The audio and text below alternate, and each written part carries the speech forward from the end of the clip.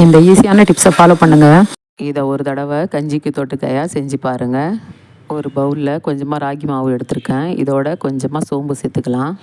கொஞ்சம் கருவேப்பிலை, இதோட கட் பண்ண வெங்காயம், பச்சை மிளகா காரத்துக்கு தேவையானது, கொஞ்சம் காரம் அதிகமாகவே இருக்கட்டும். இதோட கட் பண்ண கொத்தமல்லி தழை, கொஞ்சமாக சமையல் சோடா 2 பிஞ்ச் அளவுக்கு சேர்த்துக்கலாம். உப்பு தேவையான அளவுக்கு சேர்த்துக்கலாம். இஞ்சி பூண்டு பேஸ்ட்டு கொஞ்சமாக சேர்த்துக்கலாம். இஞ்சி பூண்டு பேஸ்ட்டாக சேர்க்குறதோட தட்டி சேர்த்தோன்னாக்கா இன்னும் டேஸ்ட் ரொம்ப நல்லாயிருக்கும்.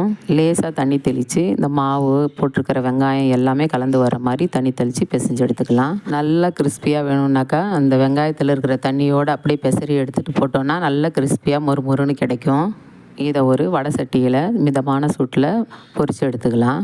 இந்த மெதுபொகடா கஞ்சியோடு தொட்டுக்கிறதுக்கு ரொம்ப டேஸ்ட்டாக ரொம்ப நல்லாயிருக்கும். ரொம்ப ஹெல்த்தியும் கூட. இந்த வீடியோ உங்களுக்கு பிடிச்சிருந்தா லைக் பண்ணுங்கள், ஷேர் பண்ணுங்கள், கமெண்ட் பண்ணுங்கள். மறக்காமல் ஓஹோ சேனலை சப்ஸ்கிரைப் பண்ணுங்கள். பெல் ஐக்கானை தட்டி விட்டுருங்க.